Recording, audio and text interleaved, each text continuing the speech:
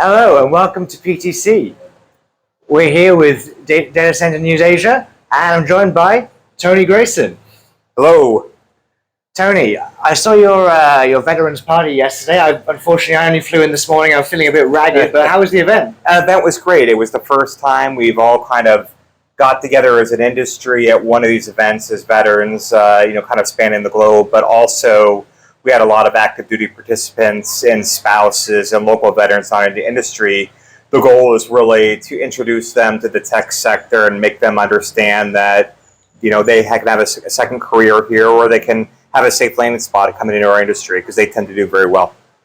So that was the reason I was really keen to catch up with you, Tony, because I've been, in my profession, the talent shortage really is the biggest thing that kills me, and frankly, it's the reason why I've got a business. And no one can find skilled professionals, particularly at a leadership level. Yep. You came into the industry, if you don't mind me saying, a little bit later in life. Yes, a little later in life. Had a career. A little more gray. But you've dived straight in through some of the major hyperscalers. They obviously took a chance on you, and now you're running Compass data centers. No, running Quantum. So Compass is the parent company. So so running Quantum. Yep. But you've shown that transition of leadership skills. Now, is there a secret sauce to coming in from military? No, I think what military veterans bring, and I don't think people realize right now, is they bring a will to succeed, and they bring trust, and they bring they're a great teamwork, because that's what you need to do in the military. And I think the way veterans function is they get bounced around every 2 years, so they're very, very good at picking stuff up.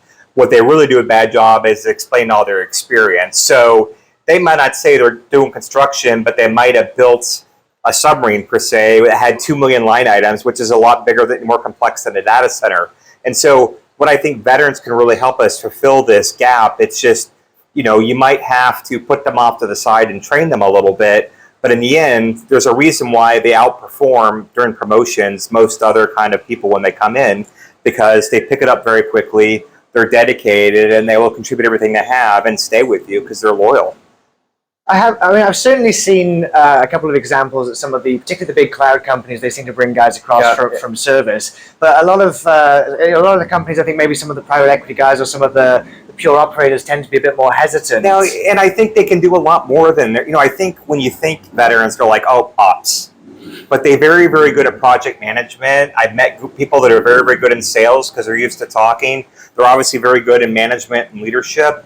When I was at a previous company, I had an interim lower level in my nuclear plant. He's a mechanic, so nuclear mechanic, but he could code like no other. And I hired that guy into one of my software teams. If you were to look at his resume, you'd be like, this guy is not ready to be a software engineer. He's no computer science degree and everything, but that's what he did for his hobby, and he loved it. And so we brought him on, and he did very, very well with that company. So veterans can do a lot more than just your typical ops stuff. They're put in these life, kind of situations where, and they're also not going to get rattled. I mean, if, the place is burning down and breakers are tripping, everyone's freaking out, the calm one's going to be the vets, because they've all been in kind of those situations before where their team and their life depended on it.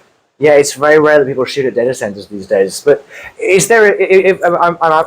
I'm a lifelong civilian, despite my Bruce Willis haircut. But if I'm a hiring manager with no military experience, what do I look for on a resume? Is there particular things I can look out for to see someone's got these skills? No, I think it's kind of, I think with the resume, start with the resume and kind of what they did in their past life, and you'll be able to pull that kind of stuff out. So is it were they logistics focused? Were they ship focused? Were they airplane focused? And you have to understand that, like if I was to take a submarine, because this is just my background, a submarine, I didn't know what I didn't know, but a submarine actually has 10 megawatts of IT load. So I did not know that. Yeah, so you have a substrate, you have a network, you have this software overlay. We all know how that works. It's just we don't know how cloud works. Then when you get in that situation, you're like, oh, that's how it works. I get it now. You just have to change your vocabulary. So unfortunately, it might take a little more work on the hiring manager to draw out kind of what they've done, but you can also reach out to iMasons. iMasons in this industry has really tried to help translate vets' resumes into something that makes sense, and we provide, just all that service to try to help out, because we just want to give something back to the veterans community, and we know our industry really well, so we can help bridge that gap too. So it's an easy phone call to us or email, and we'll gladly schedule a phone call to show you more about that resume. Well, that's fantastic. I've certainly seen some progress being made in the US. I hope we can try and echo that out in Asia. I mean, certainly, Singapore has national service. Yeah. There's a lot of guys there with that sort of experience. Yeah, and I think that's something we're trying to change this year in 2023 with iMasons Vets is we tend to be US focused. And if we're not US focused, we're UK focused. And that's completely wrong. I mean, there's loads of other militaries out there. We need to start bridging out into Europe.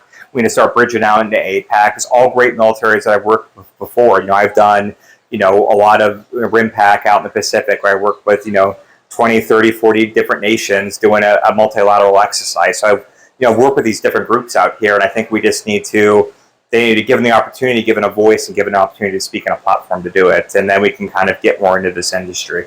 Excellent. Well, Tony, I think it's such a great initiative. I'm willing to overlook the fact that you're putting me out of a job.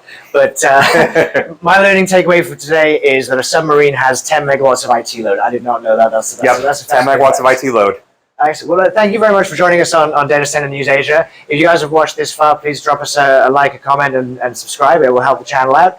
And stay tuned. I've got a few more of these special PDC interviews coming with different subject matter experts. But Tony, it was an absolute pleasure to have you on. Thank you for having me. Thank you. Cheers.